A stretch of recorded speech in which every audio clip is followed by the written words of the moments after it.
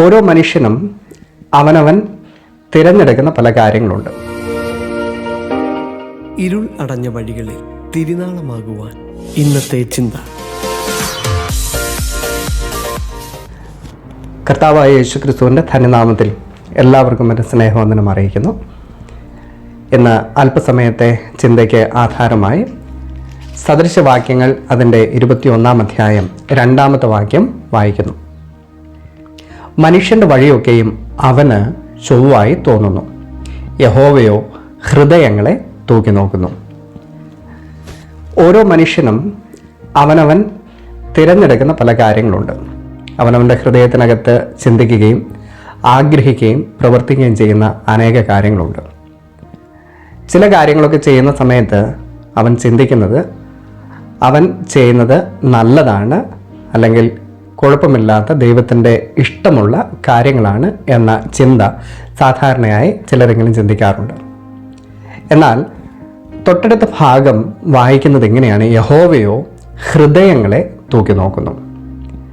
ദൈവം നമ്മുടെ ഓരോരുത്തരുടെയും ഹൃദയങ്ങളെ തൂക്കി നോക്കുമ്പോൾ നമ്മുടെ പ്രവൃത്തികൾ ദൈവത്തിന് ഹിതകരമാണോ എന്നുള്ള കാര്യം നാം എല്ലാവരും ഒന്ന് ചിന്തിക്കുന്നത് നല്ലതാണ്.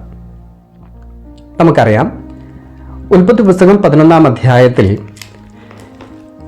ബാബേൽ ഗോപുരം പണിയുവാൻ ഷീനാർ ദേശത്ത് അവരെല്ലാവരും കൂടി വന്നപ്പോൾ അവരുടെ ഹൃദയത്തിനകത്തുണ്ടായിരുന്ന ഒരേ ഒരു ഉദ്ദേശം എന്ന് പറയുന്നത് ആകാശത്തോളം എത്തുന്ന ഒരു സ്കൈ സ്ക്രേപ്പർ, അല്ലേ, നല്ലൊരു കെട്ടിടം പണിയണം, ആകാശത്തോളം ഉയരമുള്ളൊരു ഗോപുരം പണിയണം.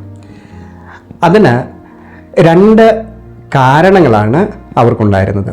ഒന്ന്, അതിൻ്റെ 4-ാമത്തെ വാക്യത്തിൽ നമ്മൾ വായിക്കുന്നത്, വരുവൻ നാം ഭൂതലത്തിലൊക്കെയും ചിതറിപ്പോകാതിരിപ്പാൻ ഒരു പട്ടണവും ആകാശത്തോളം എത്തുന്ന ഒരു ഗോപുരവും പണികാം, നമുക്ക് ഒരു പേരും ഉണ്ടാക്കുക. 2 ഉദ്ദേശങ്ങളാണ് അവർ ആ ടവർ ഓഫ് ബാബേൽ പണിയാനുള്ള കാരണം. ഒന്ന്, അവർ ചിതറിപ്പോകരുത്, ഒരുമിച്ച് നിൽക്കണം. അവരുടേതായ സെക്യൂരിറ്റി ഉറപ്പിക്കാൻ വേണ്ടിയിട്ടാണ് അവരത് ചെയ്യുന്നത്. ഭൂതലത്തിലെല്ലാം ചിതറിപ്പോകരുത്, നമ്മൾ ഒരുമിച്ച് നിൽക്കണം എന്നുള്ള ചിന്തയോടുകൂടിയാണ് അവർ ആ ടവർ പണിയുന്നത്. 2, പേരുണ്ടാക്കണം, നമുക്കൊരു പേര് ഉണ്ടാക്കണം. ഇതുപോലെ വേറെ ആരും സൃഷ്ടിച്ചിട്ടില്ല, ഇതുപോലെ വേറെ ആരും ചെയ്തിട്ടില്ല. അപ്പോൾ ഈ 2 കാര്യങ്ങൾ ദൈവത്തിന് ഇഷ്ടമല്ലാതിൻ്റെ കാരണം, ഒന്ന്, ദൈവം മനുഷ്യനെക്കുറിച്ച് ആഗ്രഹിച്ചത് ഒരു സ്ഥലത്ത് ഒതുങ്ങിക്കൂടാനല്ല.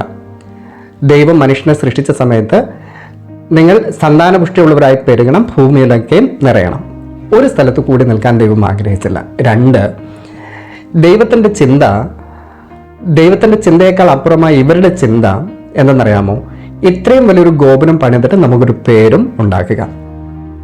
പ്രിയമുള്ളവരെ, നാം ഓരോരുത്തരും ദൈവത്തിൻ്റെ സന്നിധിയിൽ ചെയ്യുന്ന ഓരോ പ്രവൃത്തികളും അതിൻ്റെ പുറകിലെ നമ്മുടെ മോട്ടീവ് എന്താണ്, അല്ലെങ്കിൽ നാം എന്തുകൊണ്ട് അത് ചെയ്യുന്നു എന്നുള്ള കാര്യമൊന്ന് ചിന്തിക്കുന്നത് നല്ലതാണ്. കാര്യം എന്തെന്നറിയാമോ?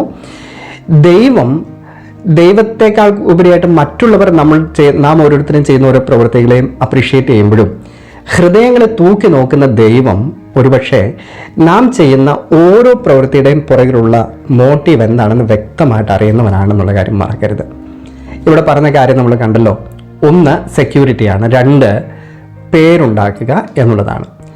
നാം ചെയ്യുന്ന ഏത് ശുശ്രൂഷയുടെയും പുറകിൽ നമ്മുടെ പേര് ഉയരാനാണോ, അല്ലെങ്കിൽ നാം എന്തെങ്കിലും കാര്യങ്ങൾ ചെയ്ത് നാം സ്വയമായിട്ട് ഉയർന്നു പൊങ്ങി ദൈവത്തെക്കാൾ വലിയവനാകണമെന്നുള്ള ചിന്തയാണോ, അതോ ദൈവത്തിൻ്റെ നാമം മഹത്വമെടുക്കണമെന്നാണോ എന്നുള്ള കാര്യമൊന്ന് ചിന്തിക്കുന്നത് നല്ലതാണ്.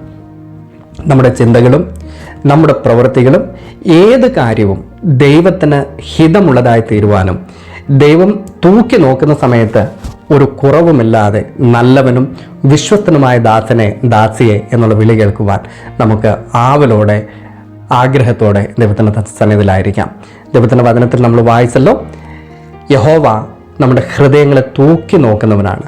ആ തൂക്കി നോക്കുന്ന സമയത്ത് നമ്മുടെ ചിന്തകളും ദൈവത്തിൻ്റെ ഹിതപ്രകാരമായിരുന്നു എന്നുള്ളൊരു നല്ല സാക്ഷ്യം പ്രാപിപ്പാൻ കർത്താവ് നമ്മെ എല്ലാവരും സഹായിക്കട്ടെ എന്ന വാക്കുകളോടെ എൻ്റെ ഈ സന്ദേശം അവസാനിപ്പിക്കുന്നു. കർത്താവ് എല്ലാവരെയും അനുഗ്രഹിക്കുമാറാകട്ടെ.